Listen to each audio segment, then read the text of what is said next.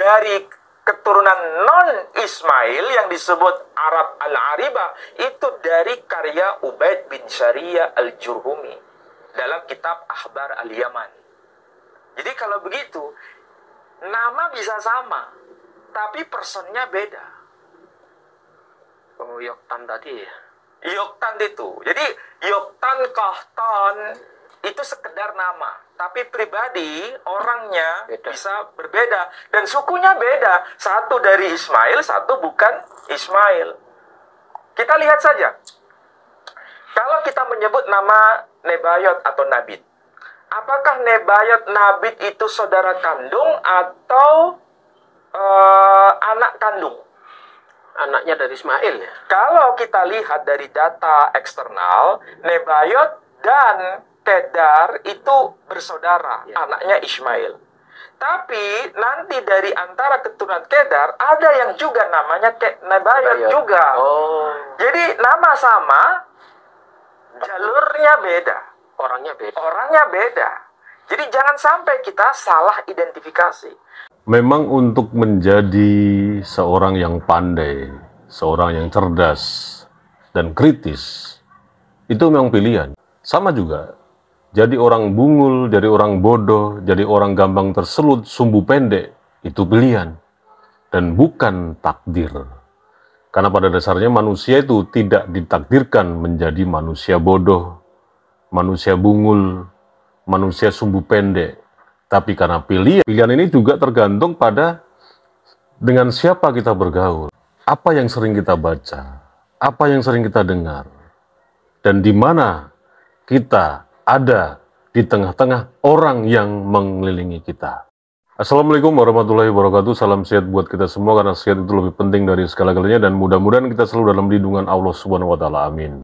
Kita sudah mendengar bersama konten atau video dari Dr. Manakem Ali yang tadi malam sudah mungkin saja semua pemirsa yang selalu mengikuti perkembangan polemik menakar nasab habaib di Indonesia yang sudah indikasinya memang rungkat, dan ini bukan lagi menjadi indikasi tapi sudah menjadi kenyataan bahwa memang mereka itu tidak memiliki nasab dzurriyyat Rasulullah. Kita bisa mengambil satu makna yang ada dalam video yang kita lihat bersama dari Dr. Manakem Ali. Betapa pembelajaran, istilahnya leher ke atas itu merupakan investasi. Investasi jangka panjang yang memang harus kita terus berusaha untuk mengetahui, berusaha untuk menggali yang sebenar-benarnya dengan narasumber yang bisa dipercaya dan beberapa daftar pustaka yang harus kita baca. Tradisi ini memang tidak ada dalam Islam. Seperti yang dikatakan oleh Gus Yahya Khalil Stakuf waktu tempo hari menanggapi tesis Kiai Haji Maduddin. Bahwa di Islam ini memang lemah secara kultur membaca atau menulis. Jadi kultur kita itu hanya menerima saja apa yang sudah memang ada secara turun-temurun. Artinya ilmu itu seperti warisan. Ya itu saja yang kita baca, dan tidak boleh kita mengambil referensi-referensi dari tempat lain atau istilahnya eksternal lah. Ya kitab itu saja yang kita baca, karena dari guru-guru kita. Nah kadang-kadang ini memang menjadi satu kelemahan buat kita semua. Seandainya kita hanya berpegangan pada satu tradisi seperti itu, kultur yang mewariskan. Padahal ada istilah, tidak ada yang abadi kecuali perubahan itu sendiri. Sains, teknologi, knowledge atau pengetahuan terus berkembang seiring zaman. Cuman ini ada satu, kalau terkait dengan knowledge, dengan sains, ini ada satu pernyataan dari seorang bos media besar yang ada di Indonesia.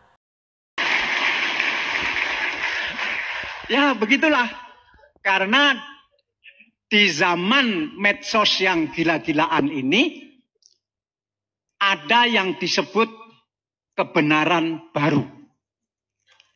Jadi kebenaran saja tidak cukup. Kebenaran saja sudah kuno. Jadi siapa yang mengejar kebenaran itu sudah ketinggalan. Karena apa? Ada kebenaran baru. Ya. Dan kebenaran baru nanti dasarnya bukan fakta. Jadi fakta tidak mencerminkan kebenaran. Jadi ini betul-betul kebenaran baru. Jadi kalau kita berbantah di media sosial dengan cara menyampaikan fakta-fakta, nggak ada gunanya. Nggak ada gunanya. Karena fakta tidak lagi menjadi bagian kebenaran.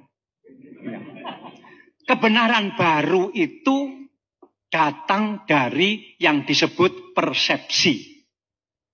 Jadi kebenaran lama based on facts, kebenaran lama bertumpu kepada fakta, kebenaran baru ini bertumpu kepada persepsi. Jadi persepsi menjadi dasar kebenaran.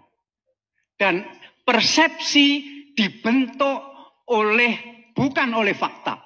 Persepsi dibentuk oleh frame yang disebut framing. Ya. Nah, inilah. Jadi untuk apa gunanya perguruan tinggi kalau orang bisa mencari kebenaran lewat framing? Ini persoalan besar bagi para sarjana ilmu sosial untuk menyelesaikan itu. Dan di zaman gila-gilaan seperti ini yang disebut buzzer. Ya. Jadi para pendakwah akan kalah dengan buzzer.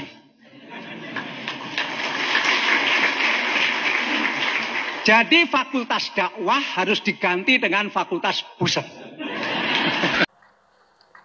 Saya nggak tahu kenapa beliau ini menyatakan seperti itu. Artinya pernyataannya sebuah apakah sindiran dari orang-orang yang sekarang ini memang aktif di dunia media sosial, atau memang beliau ini sudah tidak bisa mengikuti zaman yang memang serba digital hari ini.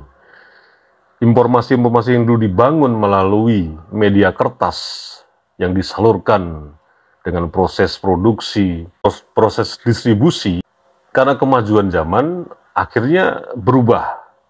Tidak ada lagi industri media yang menggunakan basis pabrikan atau percetakan. Tapi industri digital ini sudah mengalahkan produk-produk lama yang sudah tidak worth it merepresentasikan kebutuhan zaman ini.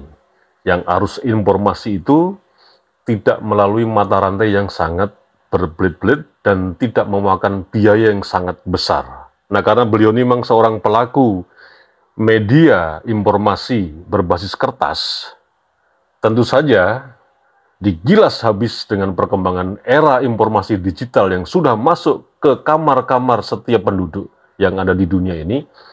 Ya mungkin apakah ini alasannya beliau mengungkapkan bahwa ulama atau tokoh tertentu yang memang sudah digandrung-gandrungi atau disegani sampai hari ini itu kalah dengan para buzzer karena kebenaran itu dari framing. Kebenaran itu sebagai persepsi yang dibentuk dalam sebuah framing, dan yang membentuk adalah seorang buzzer. Sebetulnya dari pernyataan beliau ini tidaklah sepenuhnya benar, karena ini kalau menurut saya ini sangat pribadi sekali. Kenapa menjadi pribadi? Ya jelas, kita tahu bersama beliau ini siapa. Yang tadi saya bilang di awal adalah bos media massa berbasis kertas. Sementara hari ini media massa itu sudah bergeser ke media sosial. Dan media sosial ini bentuknya banyak sekali. Banyak aplikasi-aplikasi yang bisa kita gunakan untuk mengakses semua informasi yang sedang berkembang, sedang terkini, sesuai dengan kebutuhan kita. Ini mungkin hanya satu unek-unek saja, satu curhatan dari bos media kertas. Karena usahanya mungkin saja hari ini sedang mengalami surut dan mengalami penurunan omset yang luar biasa dibandingkan dengan tahun-tahun sebelumnya, sebelum terjadi globalisasi media massa beralih ke media sosial berbasis digital. Dan saya sangat tidak setuju sekali kalau kebenaran itu hanya persepsi. Yang memframing adalah seorang buzzer.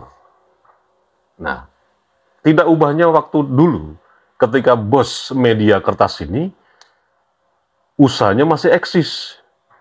Sama aja kan, beliau juga punya buzzer-buzzer.